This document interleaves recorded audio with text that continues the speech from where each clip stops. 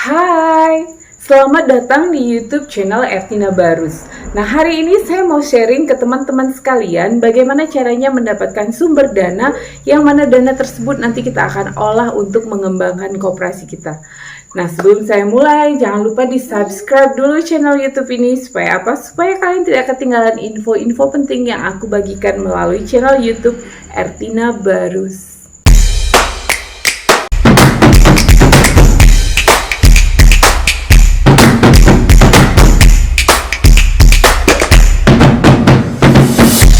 Sumber dana yang pertama. Nah, biasanya kalau kita membangun satu buah koperasi, di situ tentu ada pengurus ya. Nah, jadi kalau misalnya ada pengurus atau ada pihak lain yang mau mendepositokan uangnya, itu bisa kita jadikan sumber dana kita. Kita bisa tarik dana dari luar untuk masuk ke koperasi kita dengan ketentuan-ketentuan tertentu yang memang itu udah sesuai dengan kesepakatan. Misal kita buat itu sebagai deposito seperti itu. Jadi jangan lupa kalau misalnya ada pengurus atau pihak lain yang mau mendepositokan uangnya, itu ketentuan-ketentuannya harus jelas. Kenapa harus seperti itu? Supaya tidak terjadi hal-hal yang tidak diinginkan. Misal jangan sampai pihak lain itu dia invest uangnya ke koperasi kita, jadi seolah-olah koperasi itu udah jadi milik dia. Tidak ya. Tapi kalau ketentuannya sudah jelas, misal kita buat deposito minimal lama penyimpanan itu 1 tahun, kemudian bunganya 1%. Nah, jadi ketentuan itulah yang sama-sama dipegang dan ditetapkan, dipatuhi.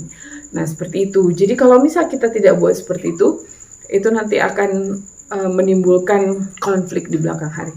Ya, jadi itu sumber dana yang pertama adalah deposito dari pihak lain ataupun pengurus. Nah, itu kita bisa jadikan sumber dana yang pertama. Nah, kemudian yang kedua yaitu kita adalah kan koperasi serba usaha. Jadi kalau koperasi serba usaha tentu ada usaha-usaha yang kita jalankan. Nah, jadi untuk setiap transaksi usaha yang kita lakukan di koperasi kita buat 10% dananya masuk ke koperasi. Nah, contoh misal koperasi serba usaha kita itu penghasil goodie bag. Yang mana goodie bag itu dijual dengan harga misal 2 juta. Jadi 10% dari 2 juta itu masuk ke dalam dana kas koperasi. Nah, itu juga bisa jadi sumber dana yang kedua. Kemudian yang ketiga, koperasi serba usaha itu bisa membuat unit simpan pinjam. Yang mana unit simpan pinjam itu adalah bagian dari koperasi kita. Nah, jadi di unit simpan pinjam ini tentu ada kegiatan simpan pinjam di dalamnya, yang mana transaksi simpan pinjam itu bisa kita lakukan dalam waktu sebulan sekali, jadi tidak harus setiap hari. Jadi karena sebulan sekali kita nggak perlu rekrut pegawai untuk stay di situ, karena kan kita masih baru ya, anggota juga belum banyak, yang jadi pegawai cukup pengurus saja. Nah, jadi kalau misalnya kita sudah punya unit simpan pinjam, jadi setiap anggota yang masuk jadi anggota koperasi, itu kita kenakan biaya pendaftaran. Nah, bisa kita kenakan biaya pendaftaran sebesar 50.000. Nah, dana yang sebesar 50.000 itu bisa kita jadikan masuk ke kas. Itu bisa kita jadikan sumber dana kita. Nah, kemudian yang kedua, kita juga buat ketentuan di koperasi kita. Jadi ketentuannya misal setiap anggota yang mau mendaftar menjadi anggota koperasi wajib memberi simpanan pokok sebesar 100.000. Nah, jadi dana 100.000 ini bisa jadi sumber dana kita juga. Seperti itu ya.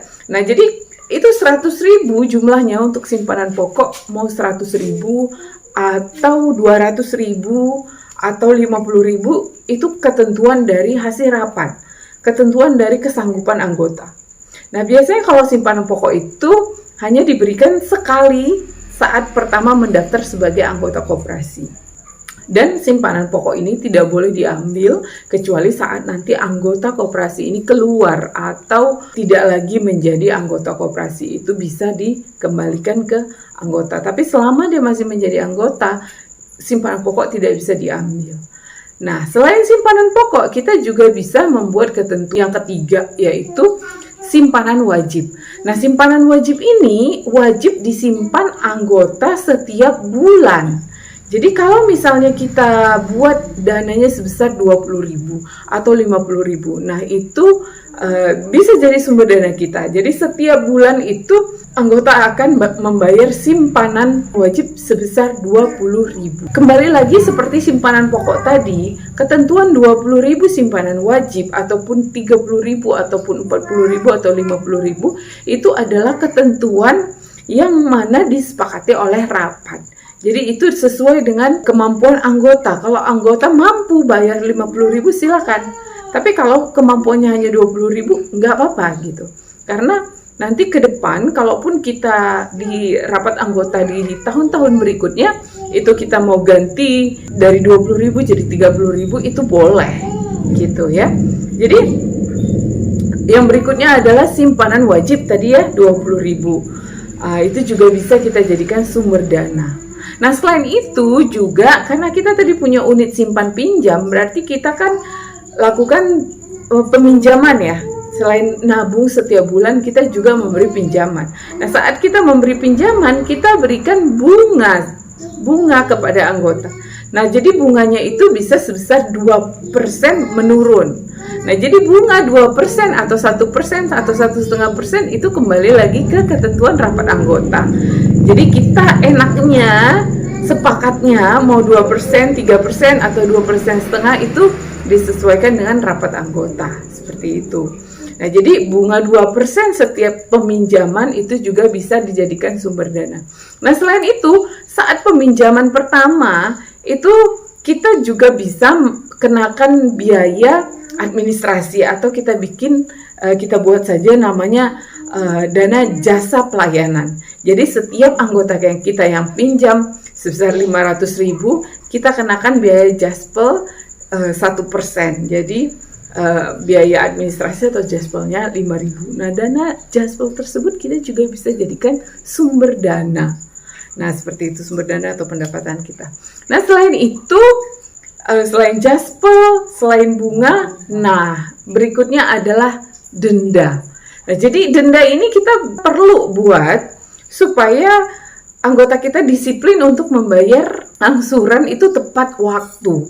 Jadi kalau tepat waktu kita juga pengurus tidak susah ya untuk melakukan pembukuan laporan bulanan seperti itu ya. Nah, jadi itu dia sumber dana yang kita bisa dapatkan di kegiatan unit simpan pinjam. Nah, selanjutnya adalah pengajuan dana hibah yang melalui lembaga DPLP. Lembaga DPLP itu adalah mitra pemerintah yang bisa memberikan dana hibah kepada kita untuk dana itu kita bisa olah di koperasi kita. Hanya saja harus ada ketentuan-ketentuan yang berlaku yang harus kita patuhi sehingga kita bisa submit pengajuan kita dan akhirnya akan dicairkan.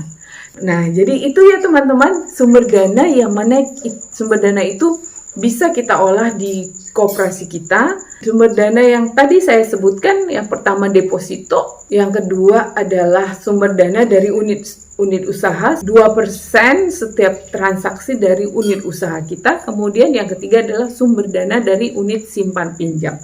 Jadi dari unit simpan pinjam ini kita juga bisa dapatkan dana dari uang pendaftaran, kemudian uang simpanan pokok, kemudian simpanan wajib, ada bunga 2%, ada denda 5%, ada biaya jaspel. Nah, jadi dana tersebut itu kita bisa gunakan, kita bisa kumpulkan, kita bisa olah untuk mengembangkan koperasi kita. Dan yang terakhir adalah dana pengajuan hibah dari instansi mitra pemerintah yaitu DPLP. Nah, jadi itu dia sumber-sumber dana yang mana kita bisa olah, yang mana kita bisa dapatkan dan kita bisa olah untuk mengembangkan koperasi kita. Nah, kalau misalnya teman-teman ada yang mau ditanyakan, silahkan di kolom komentar. Nanti sebisa mungkin saya pasti akan respon untuk kemajuan koperasi kita bersama. Demikian sharing saya hari ini. Jangan lupa di-subscribe supaya kalian tidak ketinggalan info penting yang aku akan bagikan di video-video saya berikutnya. Jangan lupa di-subscribe. Dadah!